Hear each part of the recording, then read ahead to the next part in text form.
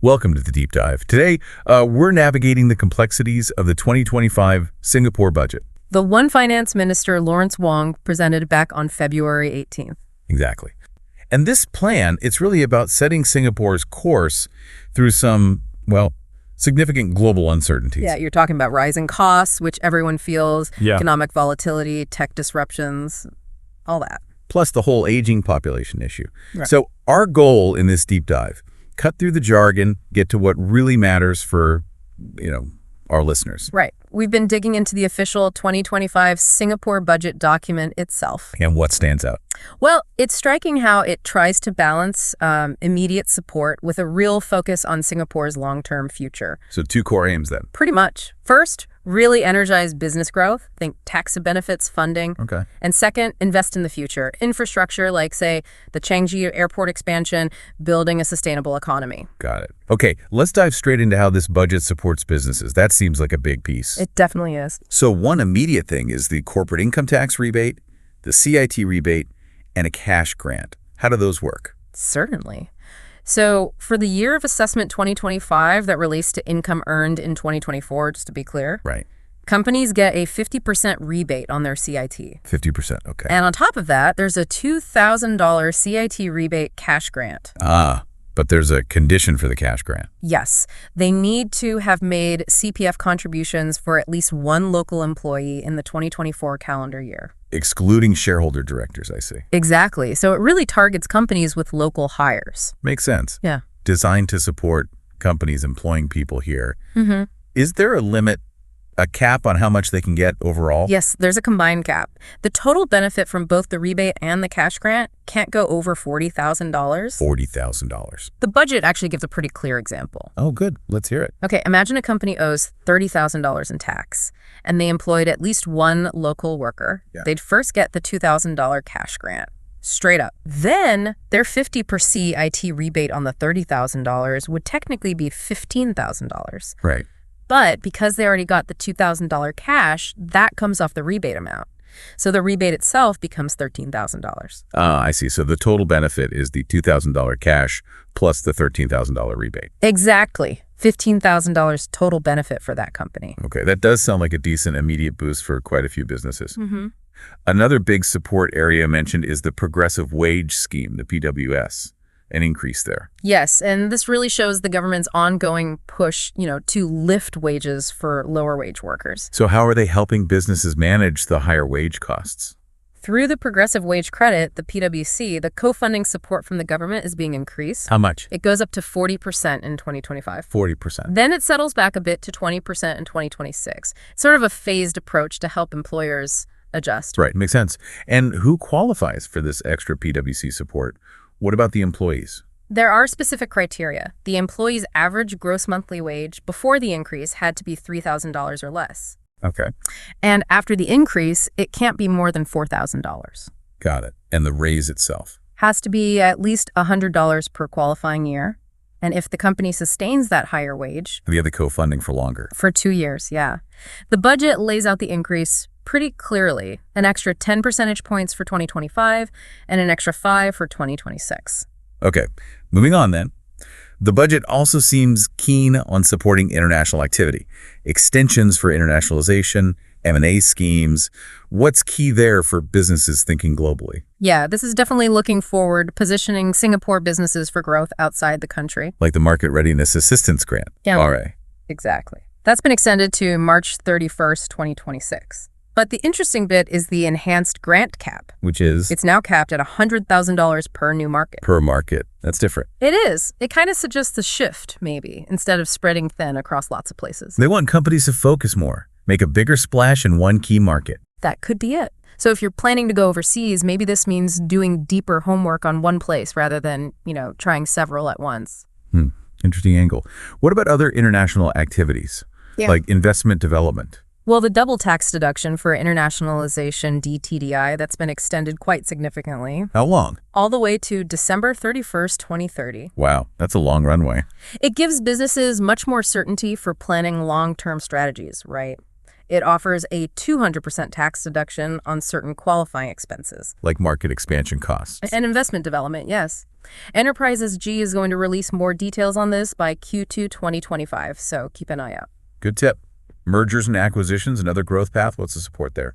Also extended to the end of 2030, the M&A scheme. And what does that offer? Two main things: a 25% M&A allowance on the deal value, up to $40 million per YA, written down over 5 years. Good. And a 200% tax deduction on the transaction costs themselves, capped at $100,000 per year. So clear signals that M&A is still encouraged for growth and staying competitive. Absolutely. We also saw mention of the Enterprise Financing Scheme, EFS, being enhanced. Can you give us a quick rundown of the loans under that? Sure. The EFS is pretty comprehensive. It covers loans for development capital, fixed assets, trade loans, project loans. Venture debt, too. And M&A specific loans. Yes, those as well. The loan amounts and the repayment terms vary quite a bit depending on the type. Some go up to $50 million. And repayment periods. Can be as long as 20 years for project financing. So it provides crucial capital access for all sorts of growth plans. Okay, so beyond the direct funding and international push, there are also specific tax incentives, like encouraging companies to list on the Singapore exchange. Let's get into that. The listing CIT rebate. Right. This is definitely a strategic play to make Singapore more attractive for listings. Who qualifies? Tax resident companies and registered business trusts. And the benefit. If it's a primary listing here, they can get a 20% CIT rebate. 20%. If it's a secondary listing, but one that involves issuing new shares, it's a 10% rebate. So a bit less for secondary. Makes sense. Primary listings probably bring more economic activity. That's likely the thinking. Are there caps on this rebate based on company size? Yes. For the big players, market cap of $1 billion or more, the rebate's capped at $6 million per year. And for smaller ones, below $1 billion. The cap is $3 million per year, so it's scaled. What do companies need to do to get this and keep it? Any specific conditions? Yeah, a few important ones. First, list primary or secondary with share issuance on a Singapore exchange and stay listed for at least 5 years. 5 years. Okay. Second, they have to commit to increasing local business spending or fixed asset investments. And hiring. And boosting skilled employment here, yes. Yeah. By the end of that 5-year tenure. So it's tied to tangible local contributions. Seems so. The award itself lasts 5 years, non-renewable, and the scheme's open for applications until the end of 2027. That 5-year commitment, it seems significant. Wonder if that's realistic for companies, given the cost of listing. What if things change? That's a fair point. It's definitely a commitment. Okay, moving to a related area. A similar incentive for fund manager listings. An enhanced concessionary tax rate, CTR. Yes. This one's aimed squarely at boosting the financial sector, making Singapore an even stronger hub for fund managers. So Singapore-based fund managers listing here. Exactly. If they or their holding company do a primary listing on a Singapore exchange and stay listed for 5 years, They get a tax break. a significantly reduced tax rate, yes. Only 5% CTR on their qualifying income. Qualifying income being. Fees from eligible fund management and investment advisory work under the FSI-FM scheme. Yeah. Financial sector incentive for fund managers. Any other hoops to jump through for this 5% rate? A couple more. They need to distribute some profits as dividends Right. and meet minimum requirements for professional headcount here in Singapore and their assets under management, or AUM. AUM, total value of investments they manage, right? Yeah, correct. And like the corporate listing one, it's a 5-year non-renewable award. This scheme's open until the end of 2028. Okay. And one more for the fund managers, a tax exemption this time, if their funds invest heavily in Singapore stocks. That's right. Very targeted, this one. Clearly aiming to drive more investment into the local stock market. Who gets the exemption?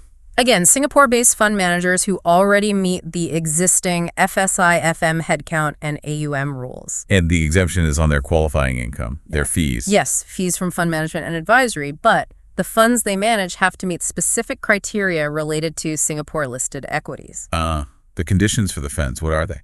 For new funds, it's pretty straightforward. At least 30% of their AUM must be in Singapore-listed stocks. And for funds that already exist? 2 things for them. They also need at least 30% AUM in local stocks, plus they need to show positive annual net inflows. Meaning more money coming in than going out. Yes, inflows have to be at least 5% of the fund's AUM in the previous year.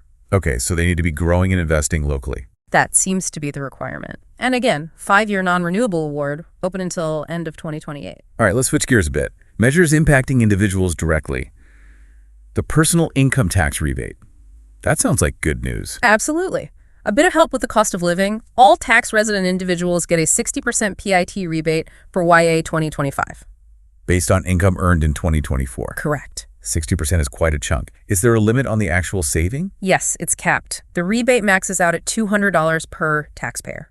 $200. Still, welcome relief, I imagine. Do people need to apply? Nope. Very straightforward. IRS will grant it automatically to everyone eligible. No forms needed. Easy enough. Now let's touch on some other tax changes. Section 13W, the one about tax exemption on gains from selling shares, that's been updated. Yes, and what's quite interesting is they've removed the sunset date. Meaning it's indefinite now, or at least no planned end date. It seems that way.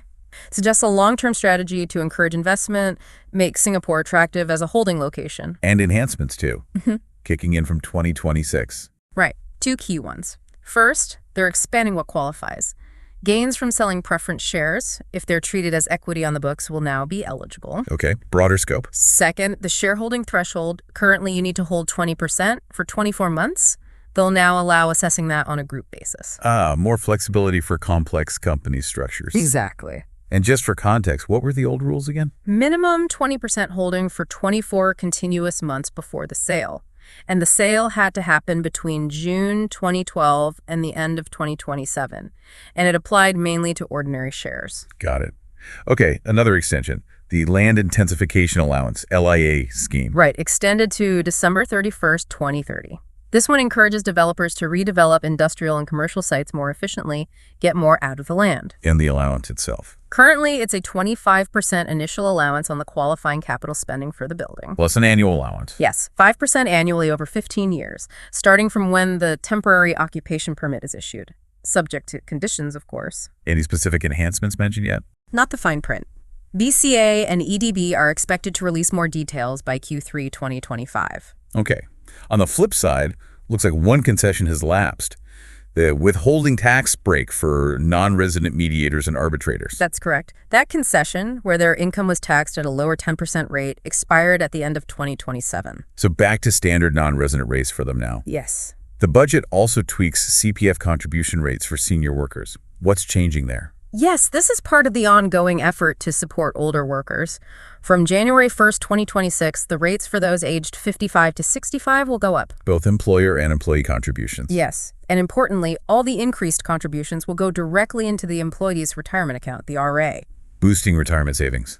To help employers with these higher costs, any support? Yes, there's a 1-year CPF transition offset. Covering how much? It covers 50% of the increase in the employer's CPF contributions for those eligible senior workers, just for 1 year to help businesses adjust. Okay, temporary relief. Yeah. And good to see extensions for other senior employment schemes, too. The SEC, UEC, EEC. Absolutely. All extended.